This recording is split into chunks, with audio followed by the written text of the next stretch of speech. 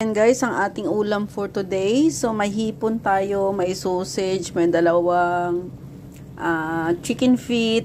So, ito guys ay yung sobra namin kahapon guys, nung nag-barbecue kami, nung 3rd day of Chinese New Year. So, ayan. At nilagyan ko na lang siya ng sauce guys, para naman maiba naman yung lasa. Kasi kahapon ay binarbecue, ano lang namin, inihaw yan. Tapos chicken feet barbecue kasi may ano siya timpla. So ayan ang ginawa namin kahapon. So ito, nilagyan ko ng sarsa para at least iba naman ang ating panlasa guys. So thank you so much for watching. Kalbis ayan ang ating hipon. Mura lang kahapon bili namin ito guys. Pero yung iba naman mahal kasi iba-iba yung nagbili. Nag-share kami kasi kami guys. Kanya-kanyang dala, tapos isahang lutuan na lang namin doon. So, yan.